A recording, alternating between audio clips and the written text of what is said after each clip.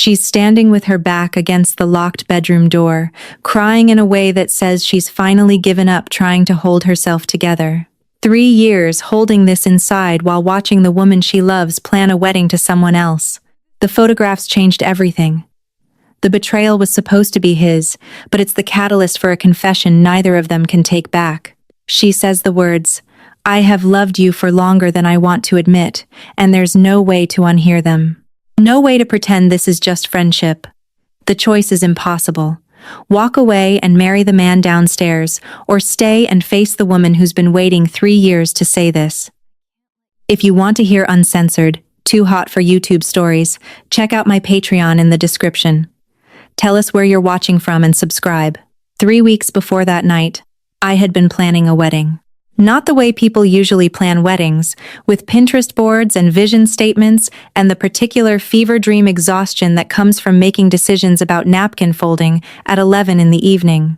I had been planning it the way I planned most things in my life, with the focused practicality of someone who understood that intention plus execution equals the life you actually get to live. I had made a list. I had worked through it systematically.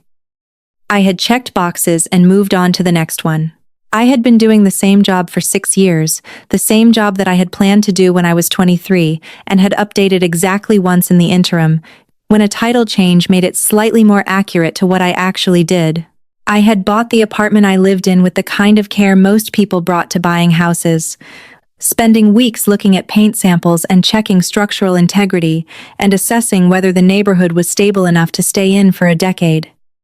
I had built a life that was intentional and organized and completely planned down to the June wedding date and the country club venue and the color scheme that would look elegant in photographs without being so trendy that it would look dated in 5 years. Marcus had seemed to fit inside that life.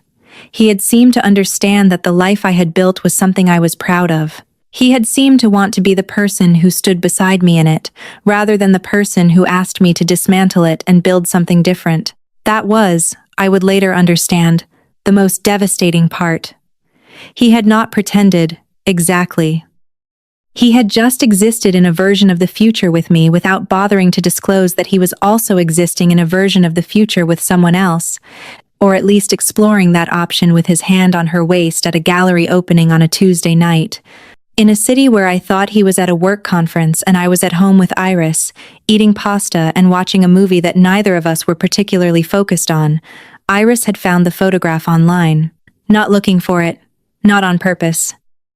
She had been scrolling through an art gallery's Instagram account because she actually cared about that kind of thing, and there was Marcus, and there was the hand, and there was the smile that I had been associating with my wedding day for 6 months. And there was Iris, calling me at 1 in the morning with the words she could not unsay.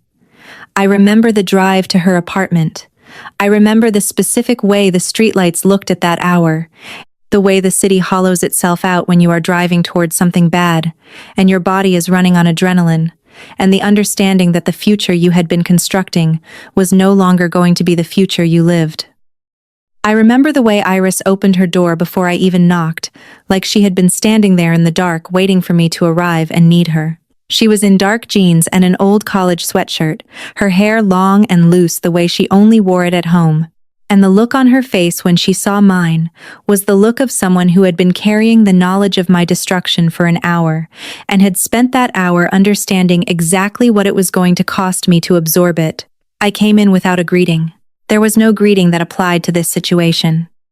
She moved into the kitchen and started making tea the way she always did when things were bad, methodical, deliberate, the kind of busyness that is actually a way of bearing witness to someone else's pain without pretending you can fix it. Iris and I had been best friends for 9 years.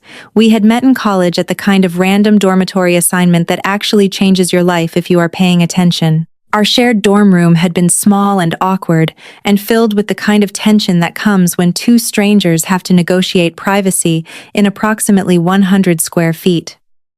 She had been the kind of roommate who did not sleep through your panic attacks at 3 in the morning before your organic chemistry exam. She had the kind of presence that made the panic feel less large. She understood that, Some people need to process things out loud, and some people need to process them in long stretches of silence, and she seemed to understand that I was the second kind without me having to explain it. I remembered her sitting at her desk while I paced the length of our room telling her about my father's retirement, about what it meant that he was leaving the job he had held for 31 years, without having built anything that would miss him after he was gone. I remembered her not offering advice or solutions or the kind of cheerfulness that people offer when they are uncomfortable with someone else's sadness.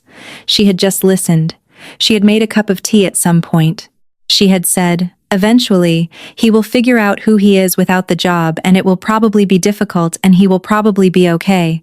I had been okay, because that was what I was good at. I had gotten through college and built a career, and learned to be the kind of person who did not need too much from anyone, because needing things was a liability. Iris had understood this in the particular way that people understand the things that are hardest to see about themselves. After college, we had drifted the way best friends sometimes drift when they both move to new cities and build careers and try to be adults.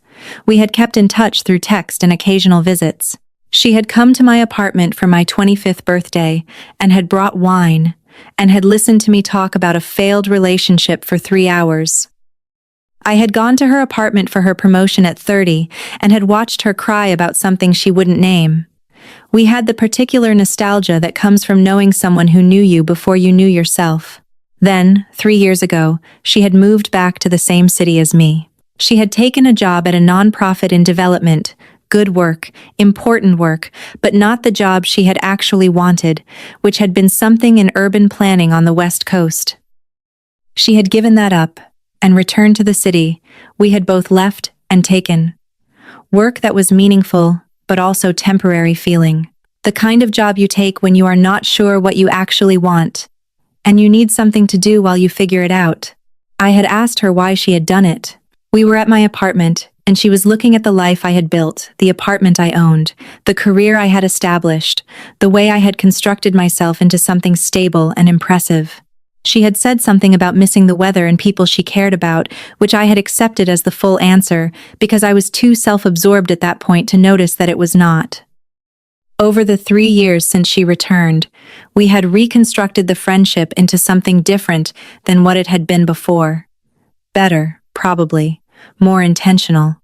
The kind of friendship that exists in the actual margins of your life, rather than in the center, but that is present in the margins with complete attention and a kind of steadiness that I had not appreciated fully until much later. She had been there for the end of my last relationship.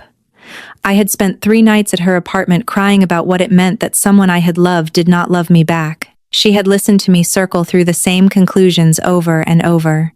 She had made dinner on the 3rd night. We had eaten it quietly, and she had said, "Eventually you will be glad you learned this now, instead of later." She had been right, which I had understood approximately 6 months afterward when I realized I was ready to try again. She had been there for the beginning of Marcus. I had met him at work and had immediately told Iris about him. She had asked specific questions about his interests and his family, and whether he seemed like someone who actually listened or someone who just waited for his turn to talk. I had said he seemed like he listened. She had said, "Good, that is a thing that matters more than people realize." She had met him for the first time at a casual dinner and had watched him interact with me. Afterward, she had said he seemed nice and seemed to care about you, which was not the most enthusiastic endorsement, but which felt sincere in the way that Iris's endorsements always felt sincere. She had been there through my engagement. I had called her from the restaurant where he had proposed, and she had said all the right things and asked to see the ring, and had shown up the following evening with champagne and flowers. We had sat on her couch and talked about the wedding and the future and what marriage actually meant. She had said, "Marriage is the thing you do when you have decided that someone is worth building a life with, and then you spend the rest of your life actually building it, which is harder than the deciding but also more real somehow." She had thrown the shower at her apartment. She had spent 2 weeks planning it. She had called my mother and asked what kind of food I liked. She had decorated her apartment in the colors of my engagement, soft grays and pale blue, which was her color, which I had not realized until I was standing in her decorated living room and seeing it all, and suddenly understanding that she had chosen her own color as part of the wedding, which was such a small thing, but which had meant something that I could not quite name. She had been there the night before the wedding invitations went out. I had sat on her kitchen counter while she made pasta, and I had talked about what it meant to send invitations. The invitations were the thing that made the wedding real in a way that an engagement ring did not. The invitations were the moment when you said this is happening to everyone you have ever known. I had been nervous about that. She had looked at me while I was talking, and had set down the wooden spoon she was stirring with, and had come to stand in front of me where I was sitting on the counter. She had put her hands on either side of me on the counter, very close. And she had said, "If you are not sure, now is still the time to stop." I had looked at her. She had been very close. She had smelled like the rosemary she had been cooking with, and like the particular scent of her apartment, which was something like cedar, and something like warmth. I had said, "I'm sure. I want this." She had stepped away. She had said, "Okay. Then we send the invitations." She had been a perfect best friend. Present but not intrusive. Supportive but honest.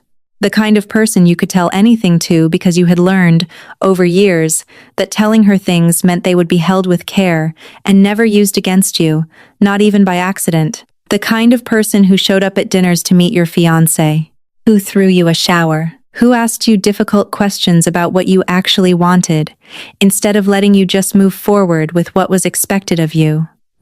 I had not known, during any of that she was also quietly dying inside. I had not known that every time she complimented Marcus, it was something she had constructed specifically so that she could keep standing beside me without showing what it was costing her. I would understand this later, much later, after the photographs and after the locked door and after everything else that was waiting in the 3 weeks I had no idea were coming.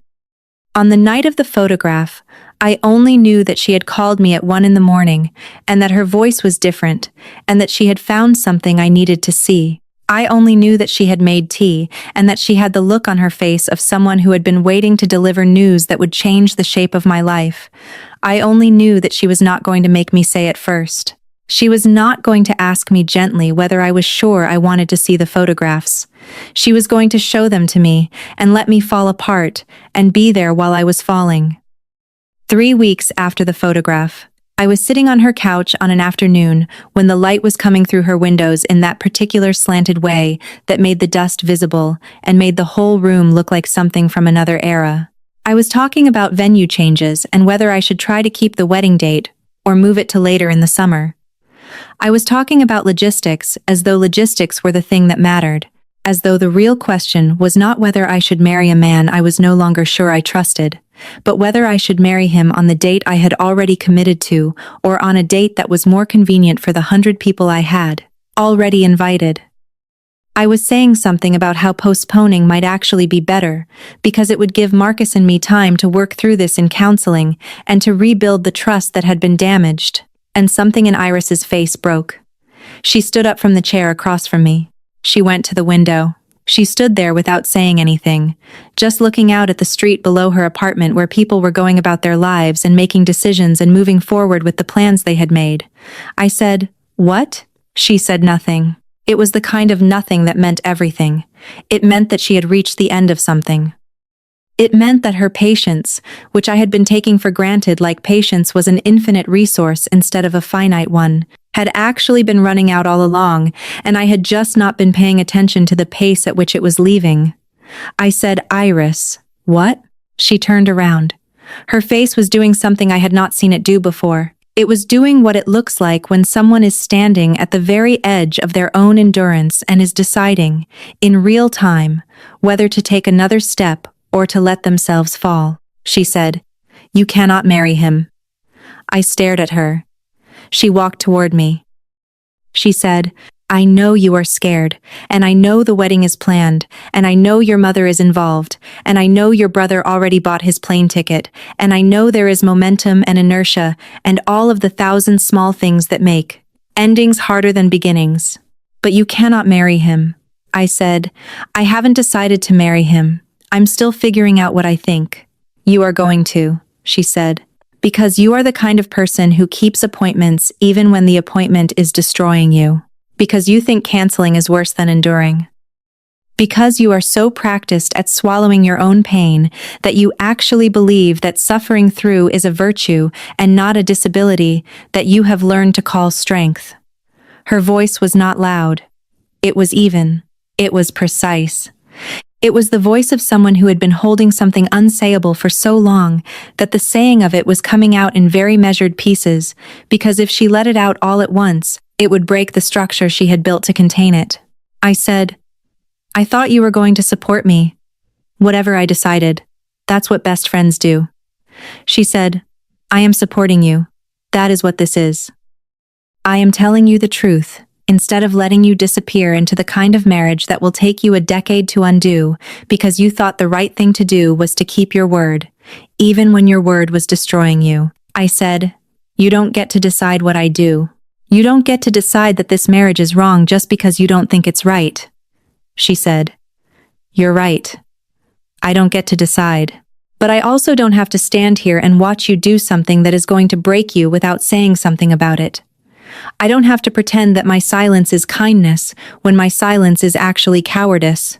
I said, "It's not cowardice to respect my autonomy." She said, "It is when respecting your autonomy means letting you walk off a cliff because you think it's the right thing to do." And then it escalated. I said things that were meant to hurt her.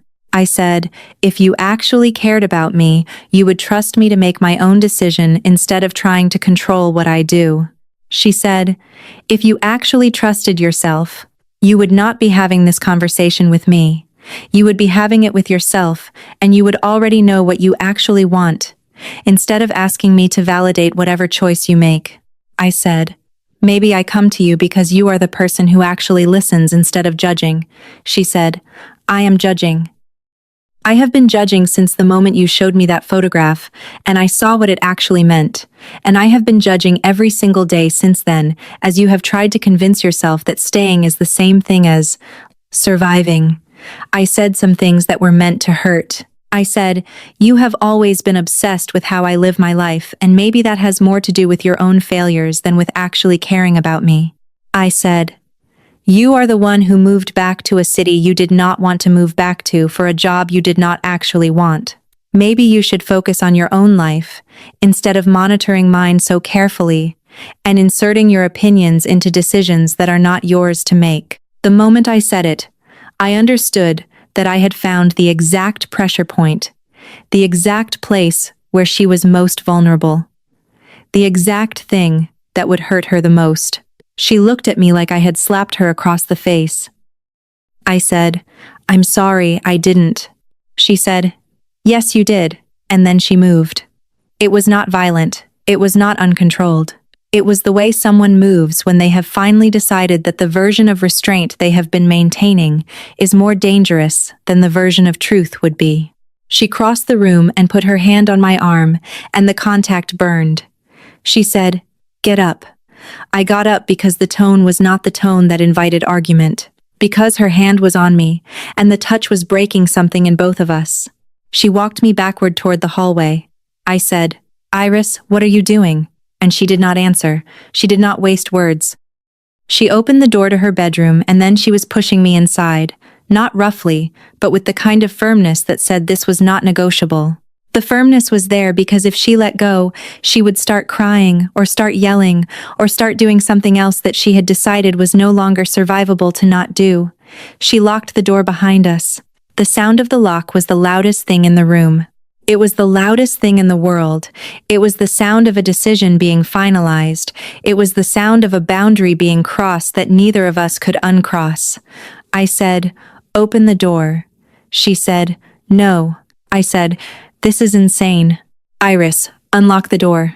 She said, "I am done. I am done being the person who listens to you talk about marrying someone who does not deserve you. I am done swallowing what I actually feel, so that you can have the space to figure out what you feel. I am done pretending that my silence is kindness. I am done." I looked at her. She was standing with her back against the door, her chest moving with the effort of breathing, her face doing something that looked like she was fragmenting under the weight of finally being honest. The light in her bedroom was blue-gray. the color of late afternoon, the color of endings. She looked like someone who had been holding something so heavy for so long that finally setting it down was destroying her. I said, "What do you feel?" She looked at me. Her eyes were red. Her composure had fractured completely. She looked like someone who had spent 3 years building a dam and had just watched the water break through, and she was standing in the flood of it. She said, "I have loved you for longer than I want to admit. I moved back to this city for you. I took a job I did not actually want for you. I have been standing beside you for 3 years while you built a life with someone else. I have watched you get smaller and quieter and more careful to fit inside the version of the relationship that was available to you. And I kept quiet. I kept quiet for so long because I thought that if I was good enough, if I was present enough, if I was the right kind of friend, eventually you would see me. Eventually you would understand that I was the person who had been there when you needed to be held at midnight. I was the one who had been paying attention to the small things, the way you take your coffee, the movies you actually like versus the movies you pretend to like, the sound of your breathing when you are trying not to cry. I was the one who actually knew you." She was crying now. Not the careful crying of someone who is maintaining control. The breaking crying of someone who had finally stopped breaking for an audience and started breaking for real, and now you are asking me to watch you marry him anyway. You are asking me to accept that my presence in your life does not matter enough to make you reconsider a choice that is going to destroy you. You are asking me to be okay with that. You are asking me to smile at the wedding and dance at the reception and watch you disappear into a marriage that is going to hollow you out from the inside. She was breathing hard. She was speaking faster. The words were coming out in fragments because they were too large to come out whole. I said nothing. I could not think of anything to say that would not be a word that required me to be dishonest about what I was hearing and what it meant. Everything she had just said was landing in the room like a weight. It was settling on me like something physical. She said, "I am not asking you to feel the same way. I am not asking you to cancel the wedding for me. I am not asking you to destroy your life because I have made a choice to love you. But I am done watching it happen without saying so. I am done being quiet about it. I am done managing this alone." I looked at her. This woman who had been my best friend for 9 years. Who had moved back to a city she did not want to move back to. Who had shown up at 1 in the morning with a phone and a photograph and the understanding that my world was about to change. Who had made tea and pulled out clean clothes and never once said "I told you so." Who had spent 3 weeks holding the weight of knowing that I was about to make a mistake that I would spend years undoing. Who had, it turned out, been loving me in every single one of those moments, and I had been so committed to the version of my life that I had already planned, that I had not noticed. I had been so focused on what I wanted to be, that I had not seen who was standing beside me while I was becoming it. I said, "Iris." She said, Don't say anything that you don't mean. Don't apologize because you feel bad and you want me to feel better.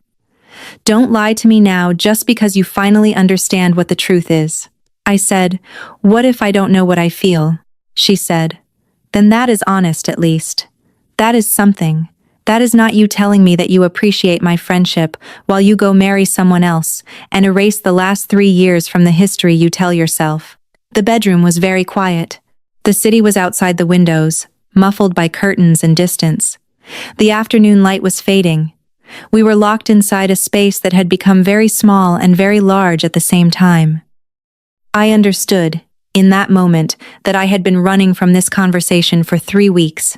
That every time I had called Marcus to discuss the wedding, every time I had bargained with Iris about working through the betrayal in therapy, every time I had rationalized staying, I had been running from the fundamental question that was now standing between us in her blue-gray bedroom. The question was not whether Marcus deserved another chance. The question was not whether the photographs could be reframed into something less devastating. The question was, who do I want to be? Do I want to be the person who honors commitments even when they are slowly destroying me? Or do I want to be the person who has the courage to admit that I made a mistake before it becomes too late? But there was another question underneath that one. A question I had not let myself ask because asking it would change everything. The question was, what does Iris mean to me?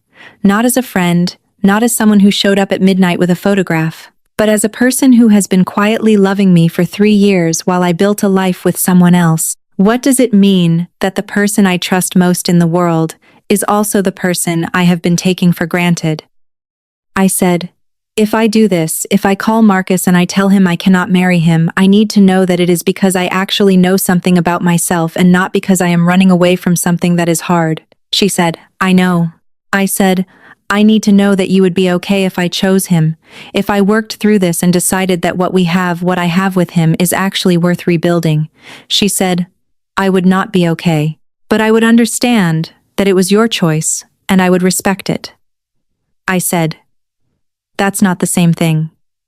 She said, no, it isn't, but it is the only version of okay that is actually honest. I looked at her. She was still standing with her back against the door. She was still crying. She was breathing with the particular difficulty of someone who has cried so hard that breathing feels like something she has to remember how to do. She was still the woman who had shown up at 1 a.m. with a photograph and a steadiness that made everything else look small. She was still the woman who had held me while I fell apart. She was still the woman I had been taking for granted because I had been too focused on the life I was building to notice the life she was willing to give me. I understood that what she was offering was not a guarantee. She was not promising that love would be enough to bridge what had just been named between us. She was just offering to wait and see.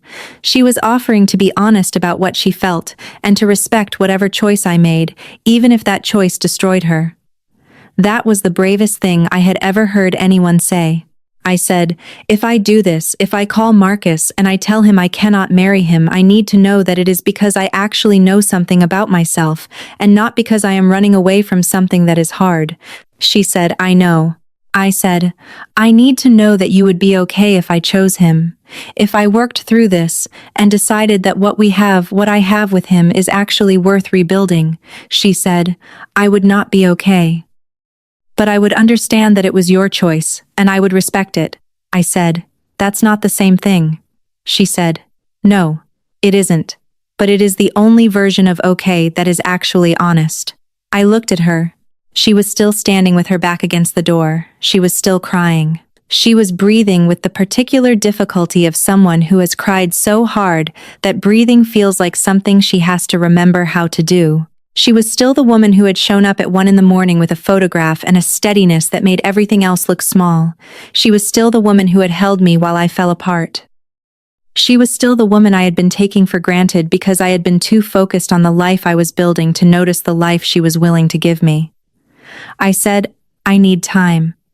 She said, I know. I said, I need to think about what I actually want. Not what I thought I wanted, not what makes sense to everyone else, what I actually want. She said, okay. I said, can you unlock the door? She looked at me for a long time. Like she was committing to memory the version of me that was standing here, in her blue-gray bedroom, at this particular juncture where everything was changing. Like she was trying to hold on to this moment when I finally understood what she had been doing all along. With everything that had been unsaid finally said and nothing resolved except the fact that the resolution had been forced into motion, she unlocked the door. I did not leave. She unlocked the door. I did not leave. We stood in her bedroom in the fading light and nothing moved. Not her hand from the lock. Not my body toward the hallway. The space between us was very small, maybe 5 feet, and it was the most charged distance I had ever inhabited with another person. Her face was still wet. Her eyes were red. She was looking at me like she was preparing for the moment when I would finally turn around and leave, the way she probably thought I would, the way anyone reasonable would after what she had just said. I said, tell me about the night before the wedding invitations. She blinked. I said, you came to stand in front of me on the kitchen counter. You said if you are not sure, now is still the time to stop. Tell me what that actually meant. She did not move. She was very still. The way people are still when they are afraid that moving will break the moment into something different. She said, it meant I couldn't stand it anymore. I said, couldn't stand what? She said, watching you make a choice you didn't actually believe in. Watching you disappear into something that was going to take you away from me. I said, why didn't you just say that then? She said, because I didn't have the right. I said, "You have the right now." She moved away from the door. She went to the window and stood there looking out at the city in the blue-gray light. Her shoulders were shaking slightly. Not with sobs. With the effort of holding herself together while already falling apart. I said, "Don't cry." She said, "I can't not cry." I said, "I mean, don't hold it together. Let it happen." She stood at the window and cried the way she had been crying in my arms, the way that comes when you have finally given up on looking like anything other than what you actually are. I watched her shoulders move. I watched her hands go down to her sides. I watched the version of Iris who had been constructed specifically to be bearable disappear and leave just Iris, which was infinitely more bearable somehow. I said, "I'm going to call him." She did not say anything. I said, "I'm going to tell him I am not marrying him. Not because of you, because I don't want to marry a man who can kiss someone else and then ask me if the problem is my insecurity. I'm calling him because you were right, and because I was pretending not to know that." She turned around. She said, "You don't have to do this right now." I said, "Yes, I do. If I wait, I will talk myself out of it.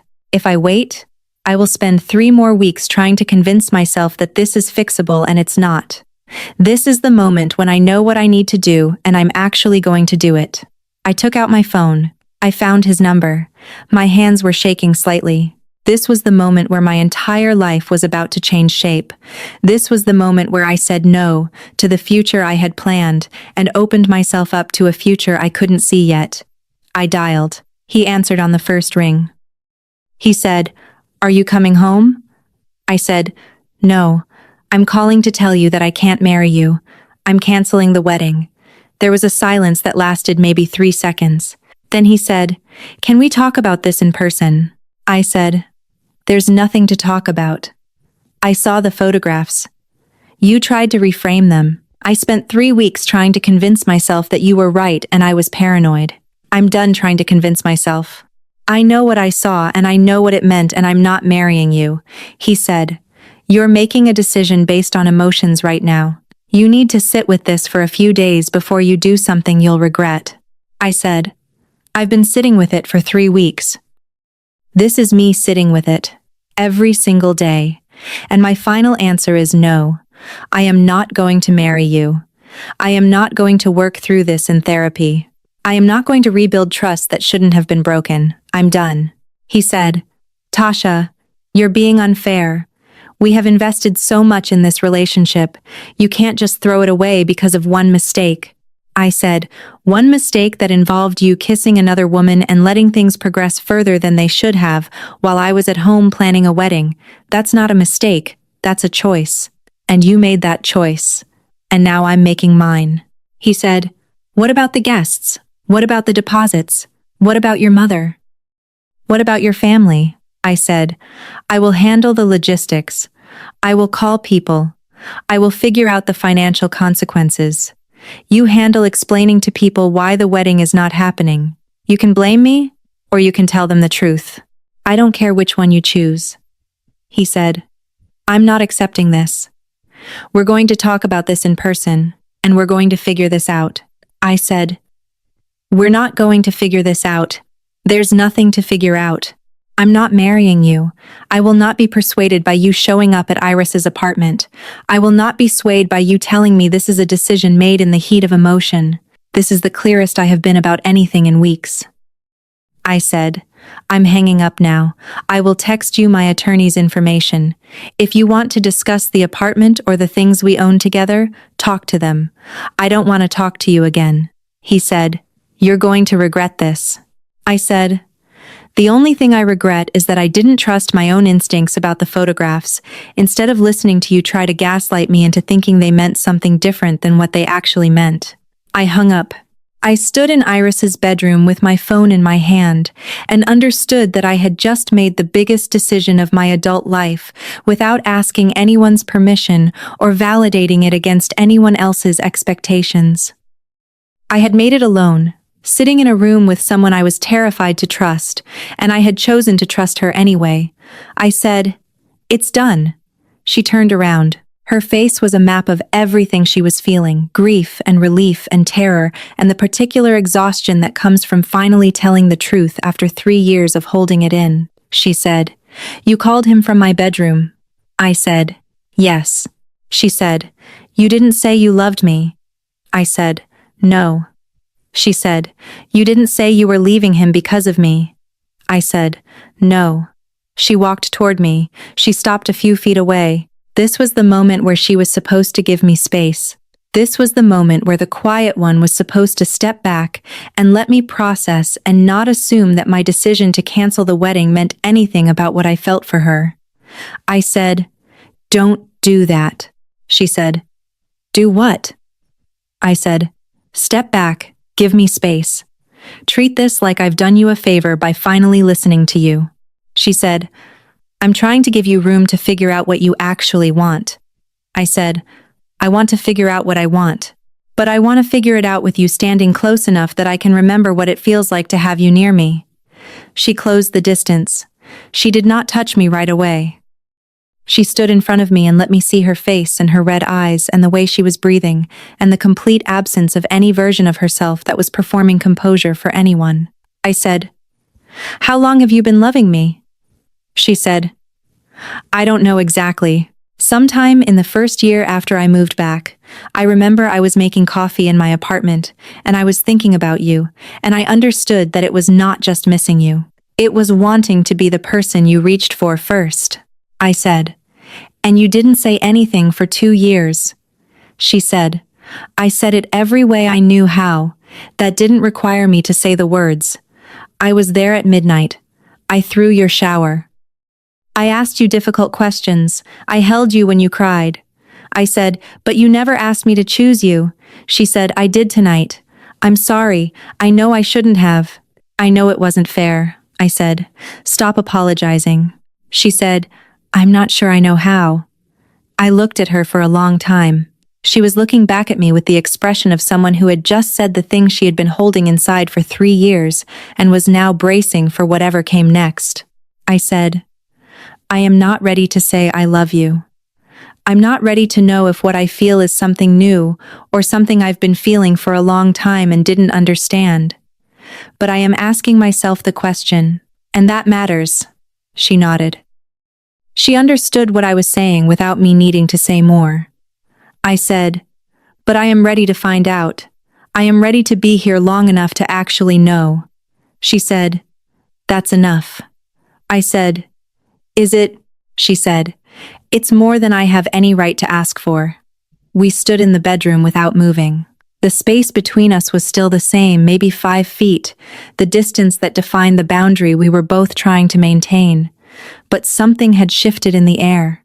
She looked at me, and I could see her trying to believe that this was real, that I was staying, that the choice I was making was actually for her, and not for some other version of myself that was just running away. I said, "I need to tell you something." She said, "Okay." I said, "This doesn't mean everything is fixed. This doesn't mean I suddenly understand what I'm feeling, or that I'm ready to define what we are to each other. It doesn't mean the next months are going to be simple, or that I won't have moments where I'm terrified." She said, "I know." I said, "But it means I'm willing to try. It means I'm choosing to be here. Not because I feel guilty or because I'm rebounding, or because you finally said what I needed to hear. I'm choosing to be here because when I look at you standing here with your eyes red and your composure completely broken, you are the most honest person I have ever seen. And I want to know what happens when 2 people stop pretending and just start being real with each other." She closed her eyes. Tears came down her face, but they looked different now. Not the breaking tears of before, but something softer, something like relief. I said, "I'm going to need time to figure this out. I'm going to need patience from you in a way that might be harder than what you've already given." She opened her eyes. She said, "I'm going to have moments where I'm not patient, where I'm frustrated because I've been waiting so long. I'm going to have hard days where I resent the time I waited before I said anything." I said, "That's fair. I'm going to have hard days too. Days where I'm processing what it means that my best friend was in love with me the whole time. Days where I'm angry that I didn't see it. Days where I'm overwhelmed by the responsibility of being someone you've been waiting for. Days where I'm confused about whether what I'm feeling is real or just the shock of everything changing. She said, "What do we do on those days?" I said, "We tell the truth. We don't perform composure. We don't manage each other's feelings to make things easier. We just sit with what we're actually feeling and figure out how to move forward anyway. We acknowledge that this is hard, and it's worth doing anyway." She said, "I can do that. I can do that." There was something in the repetition of her words, the way she said them twice, that made me understand how much she had needed to hear this, how much she had been bracing for me to leave. I said, "I need to go home. I need to pack some things. I need to figure out how to tell my family that the wedding is not happening. I need to make phone calls and handle logistics and do all the things that come after you make a decision like this." She nodded. She did not say anything. I could see her already preparing for me to leave, already understanding that the moment would be over, already trying to prepare for the possibility that I would leave and not come back. I said, "And then I'm coming back here. And I'm going to stay for as long as you will let me." She held very still, like she was afraid to believe what I was saying. I said, "I'm going to take the time to actually know what I feel. And you're going to be here. And we're going to do this the right way. Not rushed. Not in the aftermath of a crisis, but intentional, the way you do everything." I left her apartment that evening, as the city was turning dark. The drive to the house I had shared with Marcus felt like traveling into a past that was no longer going to be my future. I parked in the driveway and sat there for 10 minutes in the dark, understanding that I was making a choice that could not be unmade. That the life I had built so carefully over the past 6 months, the paint colors, the furniture, the wedding date, all of it was about to become a thing I had built and then abandoned.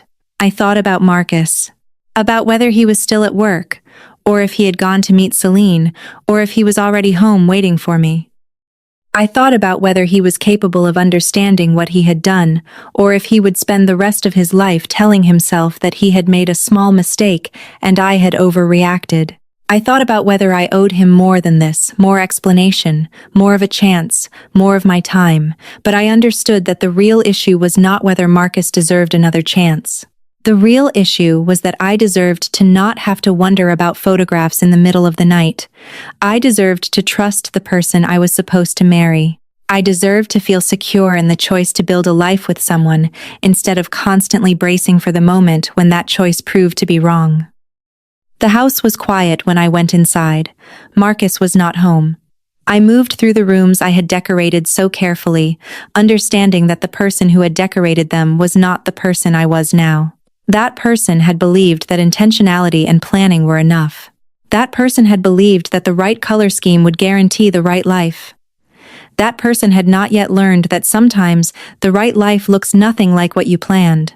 I packed a bag with the clothes I needed for a week, the things that felt most like me. My favorite sweatshirt. The books on my nightstand that I kept going back to. The journal I had been writing in since the photograph. I left the apartment samples on the desk. I left the paint color swatches on the kitchen counter. I left the drafts of the thank you notes I had been planning to send after the wedding. I left a note on the kitchen counter that said, "We will need to talk about logistics, but I wanted to give you this in writing so there's no ambiguity. I am not marrying you. I am moving out. I will be in touch about the apartment and the things we own together through an attorney. I also wanted to tell you that I know what I saw in those photographs, and I know what it meant, and I'm not interested in any more explanations that try to reframe it as something other than what it was. You made a choice. I'm making a choice. This is mine." I left the wedding invitations on the desk, unopened. I had not the strength to throw them away, and I could not bear to mail them. The next morning I made phone calls.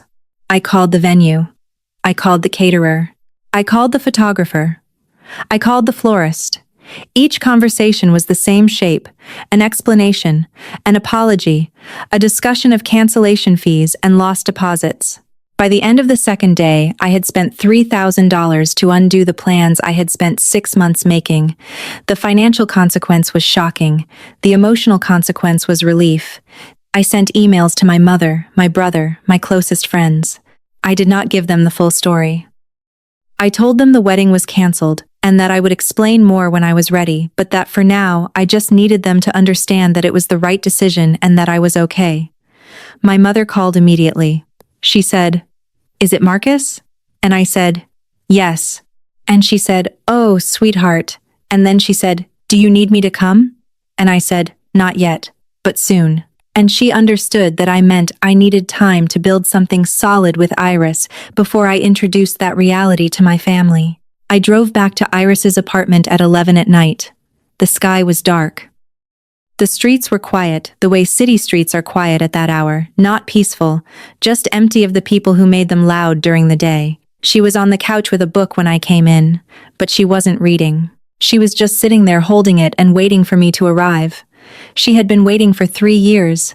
She was good at waiting. I said, "I'm back." She set the book down and stood up. She did not move toward me immediately.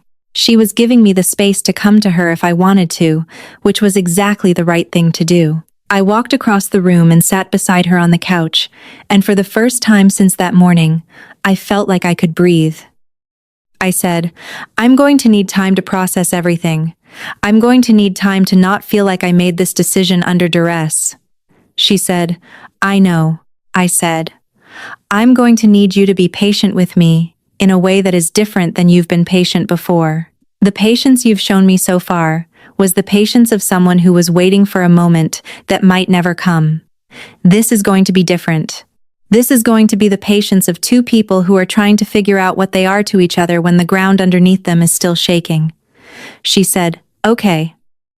I said, "I'm going to need you to tell me the truth about what you're feeling instead of just managing what you feel so that I can have space for my feelings. That's the only way this is going to work.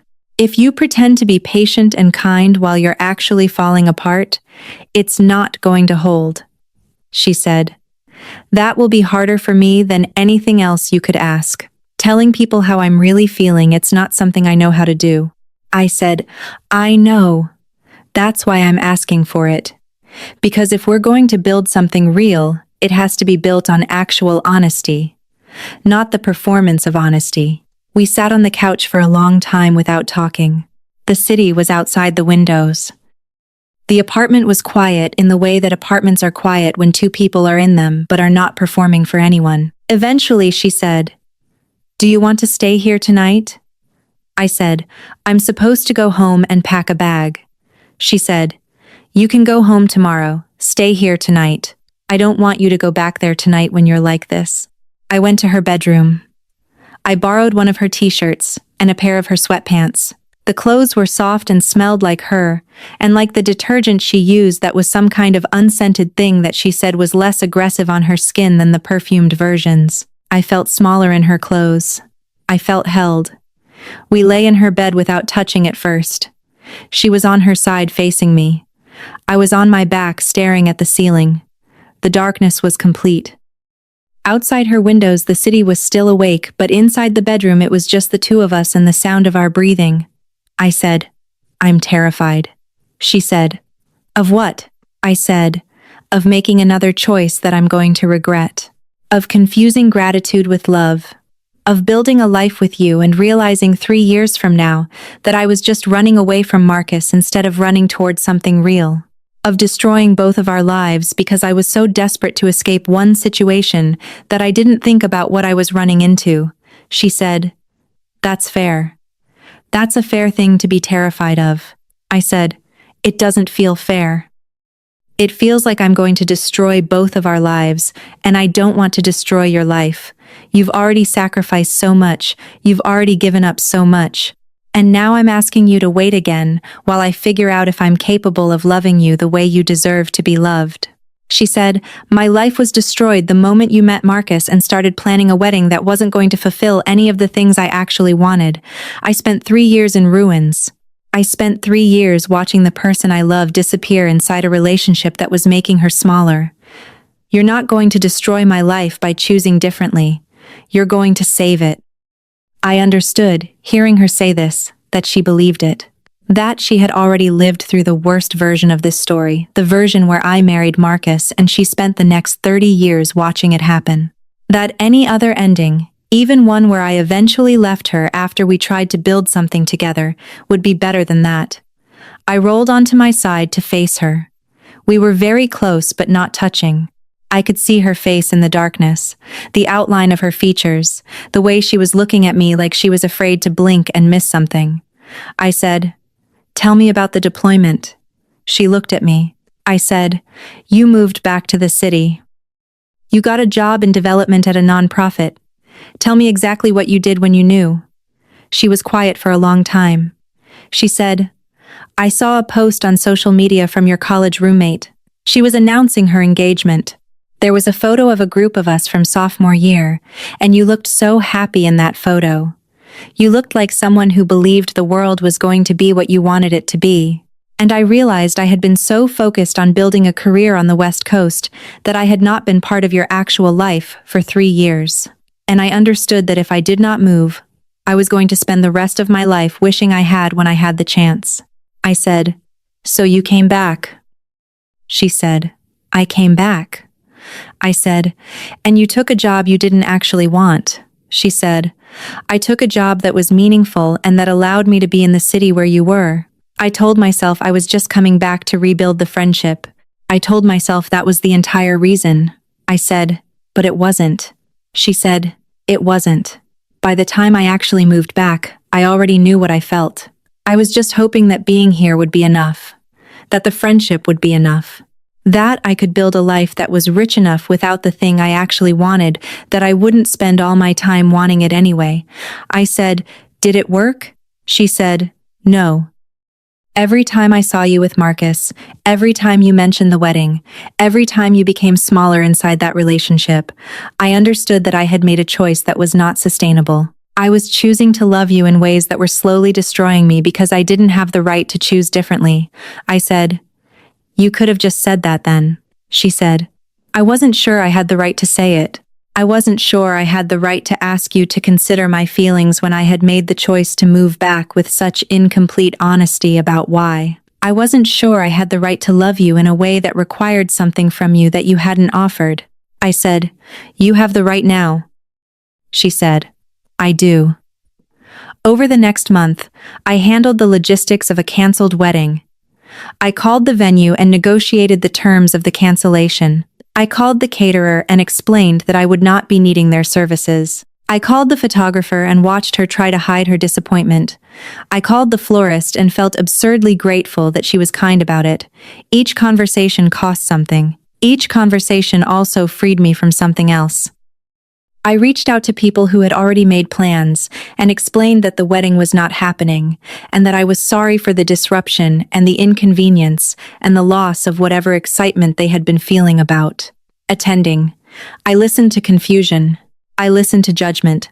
I listened to people ask if we were still getting married, just postponing, and I had to keep explaining that no, the wedding was not happening at all. The answer was too complicated to give in the space of a sentence. I listened to my mother cry on the phone. She said, "What happened? What changed?" And I said, "I did. I changed."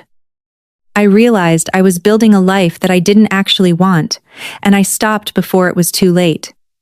She said, "Is there someone else?" And I said, "Yes, but it's complicated." And she said, "Honey, it's always complicated." Then she said, "When can I meet her?" Iris gave me space to do all of that. She went to work. She came home. She cooked dinner without asking me to participate.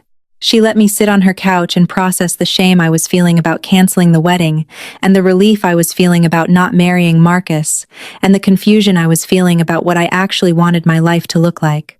We did not touch.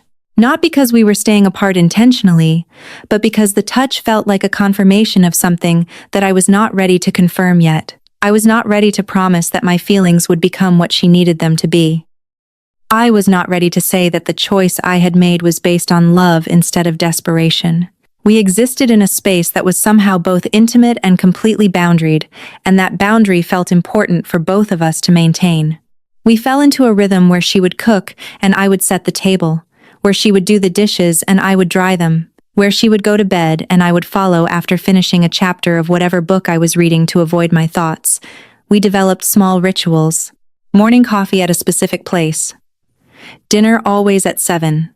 Bedtime with distance between us, but in the same room, breathing the same air. There was a night, about 3 weeks in, where I said to her, "I don't know if I'm making a mistake." She said, "What kind of mistake?" I said, "The kind where I'm going to wake up 6 months from now and realize that I got caught up in the drama of it all and chose something that was exciting instead of choosing what was actually right." She said, "Okay." I said, "That's it? You're not going to try to convince me that you're the right choice?" She said, "No, because if I have to convince you, then I'm not the right choice. If what I am is not enough for you without me having to perform or persuade, then this isn't going to work anyway." I understood that she was right. That she had finally learned, through 3 years of waiting, that you cannot convince someone to love you. You can only be honest about how you feel and hope that the other person decides that your honesty is worth building something on. She did not push. She did not ask me to define what was happening between us. She did not ask when I was going to feel ready to say I loved her. She just showed up, every single day, and waited for me to figure it out. She let me have the space to process what had happened without requiring me to process it in a way that was convenient for her. There was another night when I said to her, "I don't think I knew how to love you until I had to give up someone else. I don't think I understood what it meant to choose you until I had to actively unchoose him." She said, "That's okay." I said, "Is it?" She said, "I don't know. We're going to find out together." At the end of the month, I was not still processing the broken engagement in the way I had been in the beginning. I was processing something else entirely. The strange reality of being in love with someone I had known for 9 years and having just realized what I was feeling. The person I had been closest to all these years was revealing herself to be completely different than who I thought she was. Or maybe I was finally seeing who she had been all along. One night, about 6 weeks after I moved into her apartment, I said, "I think I love you." I'm not sure if it's the kind of love that is romantic, or the kind that is profound friendship, or the kind that is something that doesn't have a name. But I know that I love you. She said, "What do you want to do about it?" I said, "I want to keep living here. I want to wake up next to you. I want to build a life where I don't have to pretend that what I feel is less than what it actually is." She said, "Okay." I said, "That's it? Just okay?" She said, "I waited 3 years for you to get here. I can wait however long it takes for you to figure out what comes next. Okay is me saying that I'm not going anywhere." That night, we lay in her bed in the darkness and didn't touch. We just lay there and I said, "I don't know how to do this. I don't know how to love someone the way you're asking me to love them. I don't know if I'm capable of that yet." She said, "You don't have to know. You just have to be willing to try." I said, "What if I fail?" She said, "Then we figure out what comes next. But I don't think you're going to fail." I understood, in that moment, that this was what intimacy actually looked like. Not the physical thing, but this willingness to be uncertain together. To admit that neither of us knew what we were doing, and to choose to do it anyway. Over the following months, we built something that looked different than what either of us had expected. It was not rushed into intensity. It was not frantic or desperate. It was the patient, intentional building of a life together with someone who had already proven that she was willing to wait, to listen, to show up in the ways that actually mattered. I learned things about Iris that I had missed in 9 years of knowing her.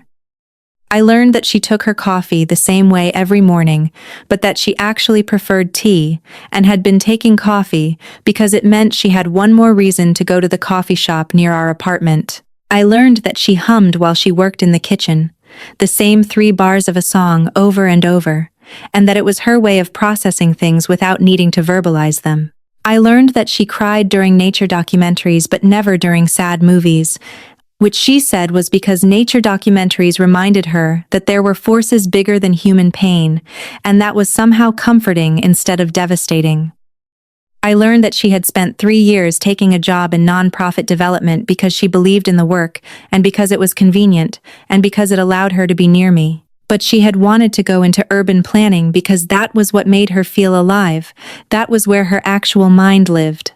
When I asked her why she was still in the nonprofit job at 6 months of us being together, she said because being near you felt more alive than anything else could have, and that seems like the better choice.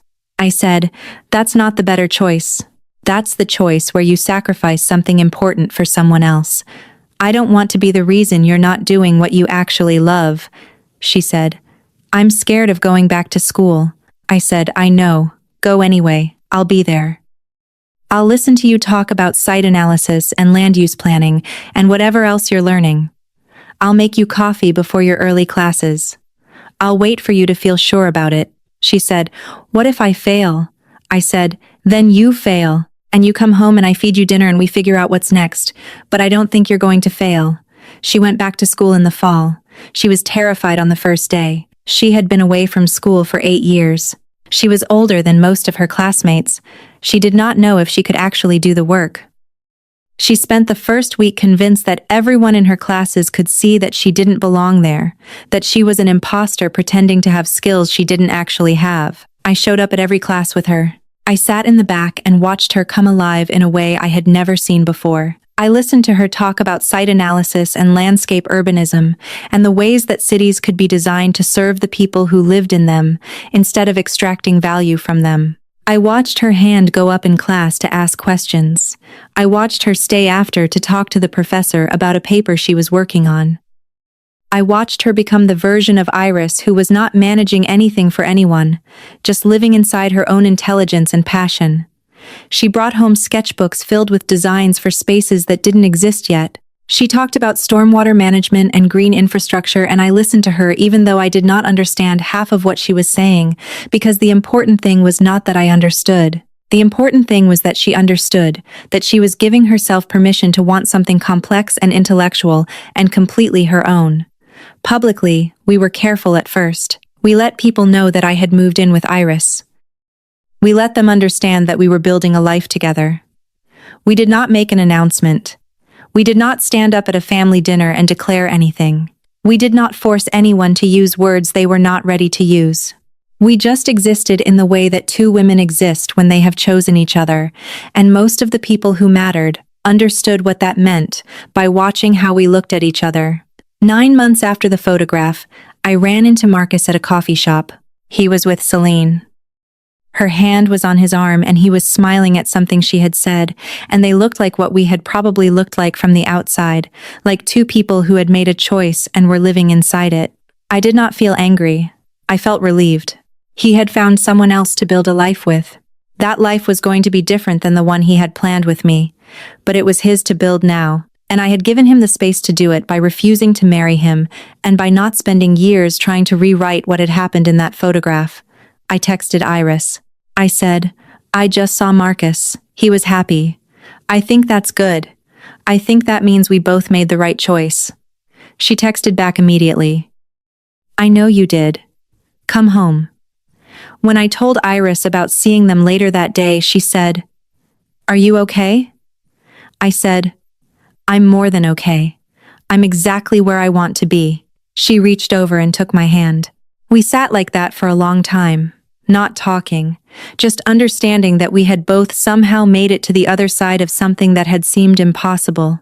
That the choice I had made 3 months ago in her bedroom had been the right one, even though the path to this moment had been harder than either of us had anticipated. A year after the photograph, I brought Iris to my family's house for Sunday dinner. My mother answered the door and pulled me into a hug, and then stepped back to look at Iris. She said, This is the complicated one. Iris said, Yes, that's me. My mother smiled. She said, Come in. Your father is in the kitchen. He's been cooking all morning. My brother was there with his wife. My father was in the kitchen, just as my mother said, and he was making his famous pasta. He hugged Iris like he was welcoming her into something he understood.